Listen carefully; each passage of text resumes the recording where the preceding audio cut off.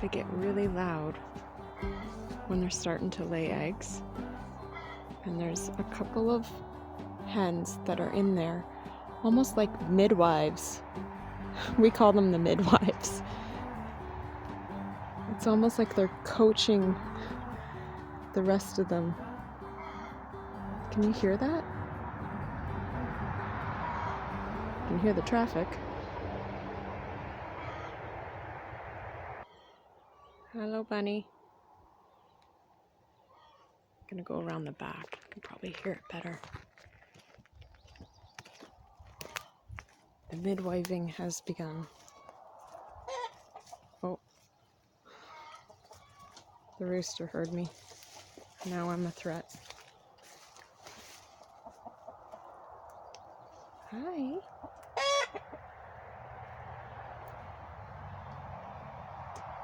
What's everybody doing?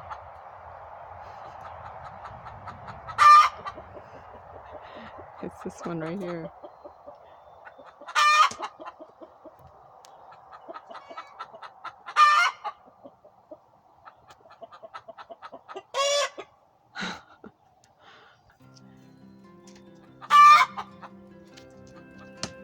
I'm getting eaten alive by bugs right now.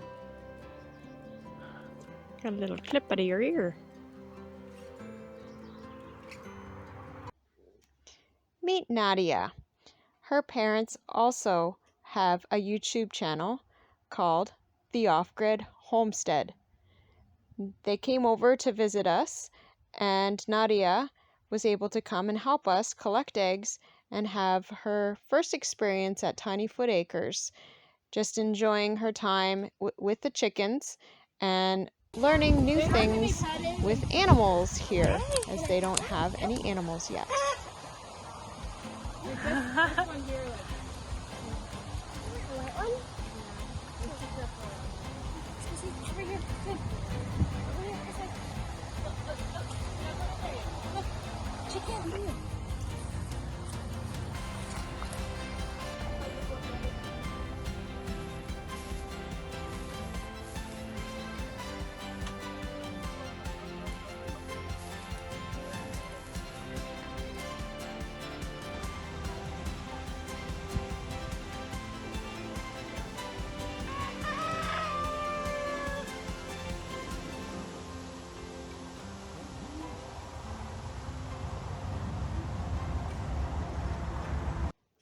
When our friends returned home, a little bear that had visited them in the morning had decided to try and get into their house, scratched up their screen as well as the side of their house. You just never know what's going to happen while you leave when you're on an off-grid homestead. So we've changed everything up. We're putting the new inverter on, 3000 watt inverter. We're changing this whole system over to a 24 volt system. The batteries. So when you hook them up in parallel, they hook up in parallel if you want the amperage. So if you had these two batteries, you want the amperage to be high. Now that we're going in a 24 volt system, we hook them in series.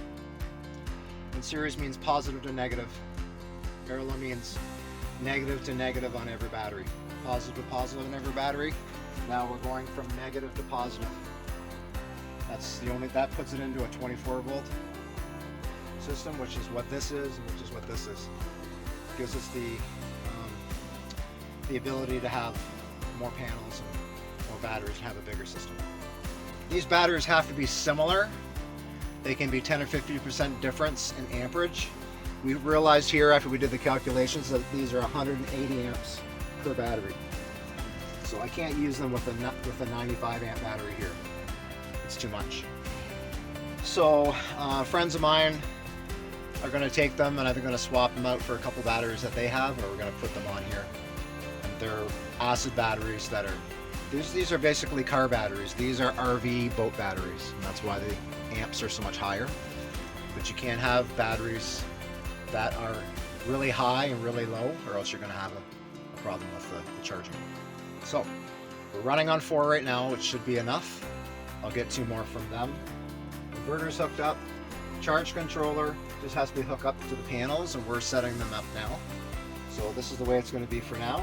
Okay, so what we're doing now is we're just hooking up the 4 bigger panels. These are 130 watt panels. We're just going to be putting them flat for now. So it doesn't matter where the sun will be. These things will catch the sun all the way, pretty much all day. So we're hooking them up now. We'll hook them up to these and we'll see how it goes. And these are our friends. This is Pete. Say hi, Pete. And that's Will hiding over there.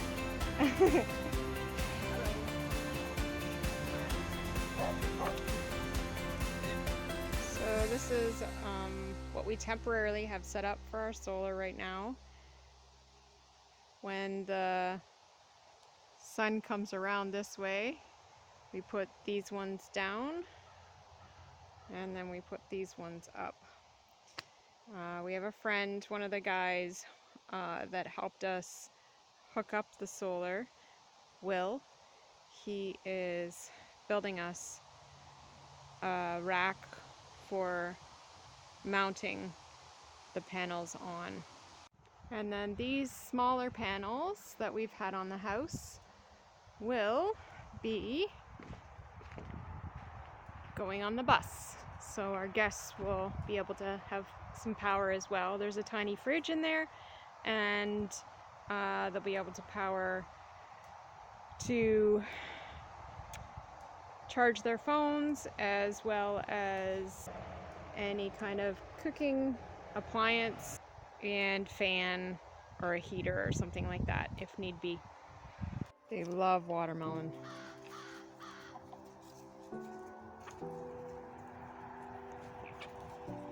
This is the one that I just gave them yesterday. And they'll have this one like that in probably an hour.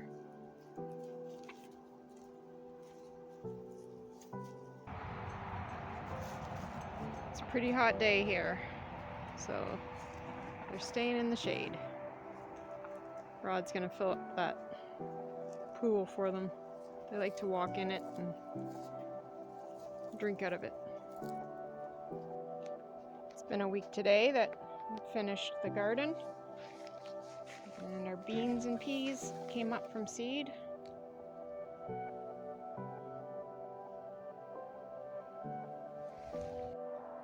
So my poor plants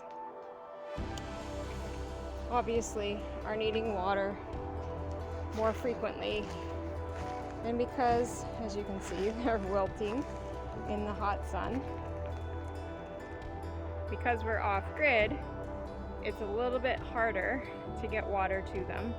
Now I do have some rain barrel collection that I've been using, and I just bring a pail with a pitcher and I water them. But back home, our neighbor had a very nice garden, and I asked him what his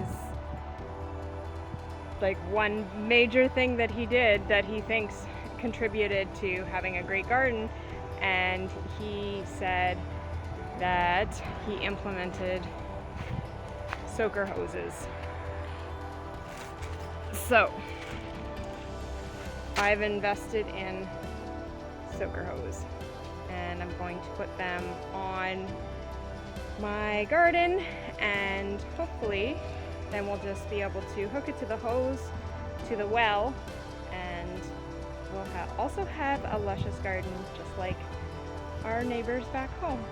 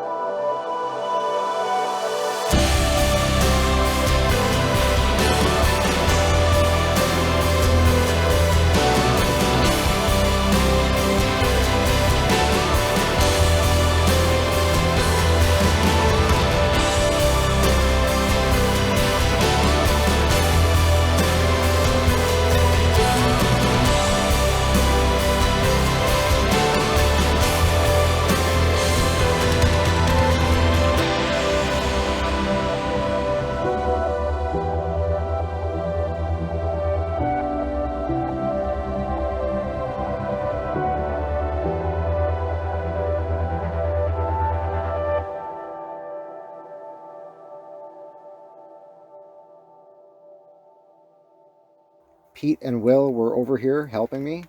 They're friends of ours that live off-grid near us. And we had a few different problems with the system replacing. So what we did was, this was the inverter that was on that we took off.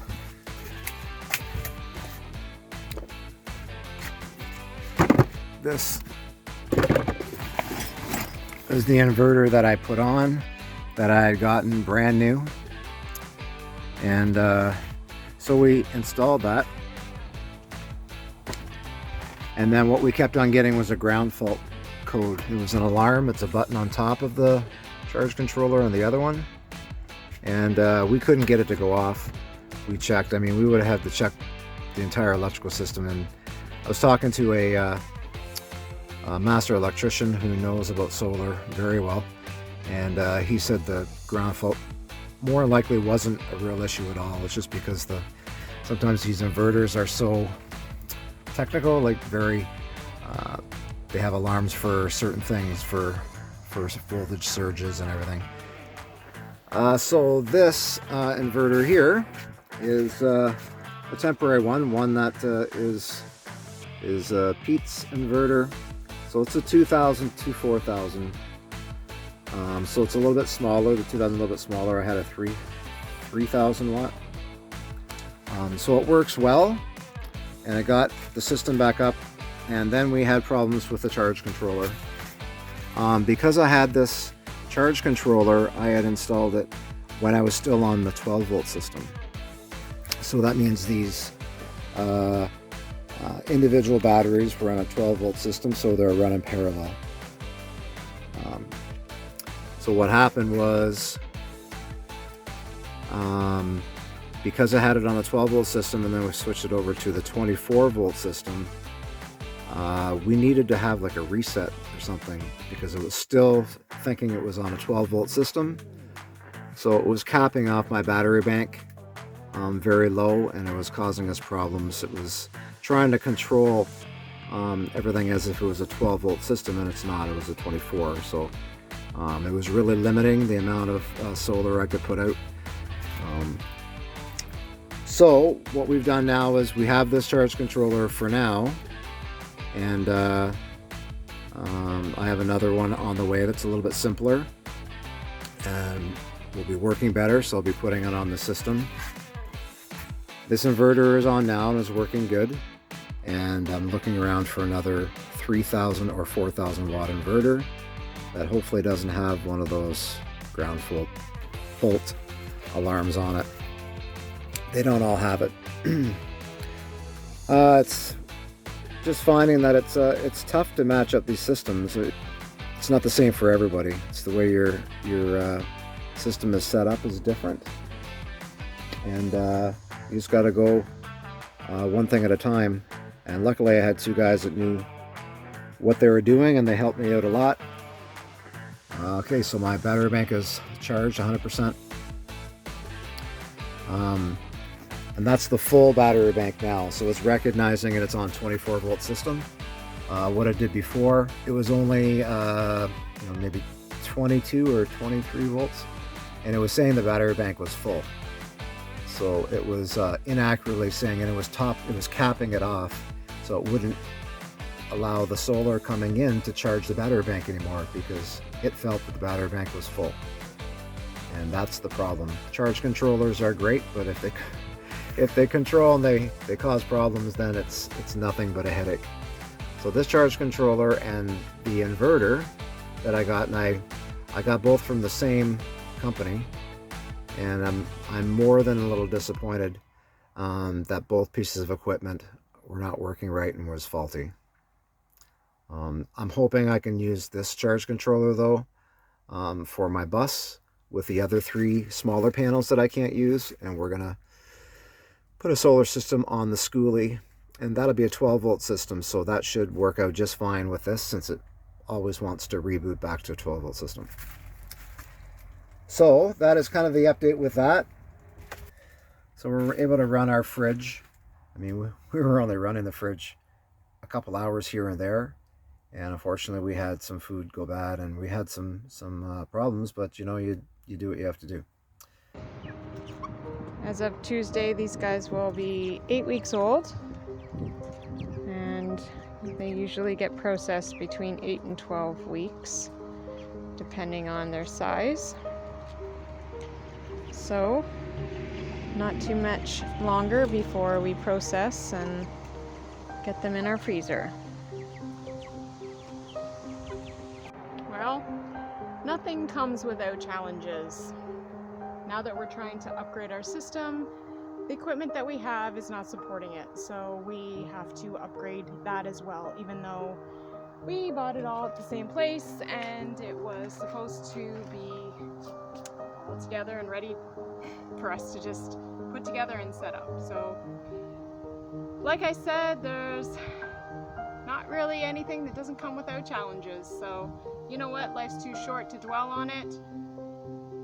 We'll take any adventure that we can as our motto. We'll take this challenge of the solar. We'll get it up and going at some point, and hopefully that is soon. Hey. Hey, my name's Melanie, and we've been cycling across Canada since mid-May. We left Victoria on Sunday of the long weekend, and we're calling this our event for life. And I belong to an organization in Thornbury, Ontario called Events for Life, and we provide day program for individuals with special needs. And it's been going for about 10 years. And we've just been growing and growing and growing. And you can check us out at events4.life. That's amazing. Thank you very much. Thanks.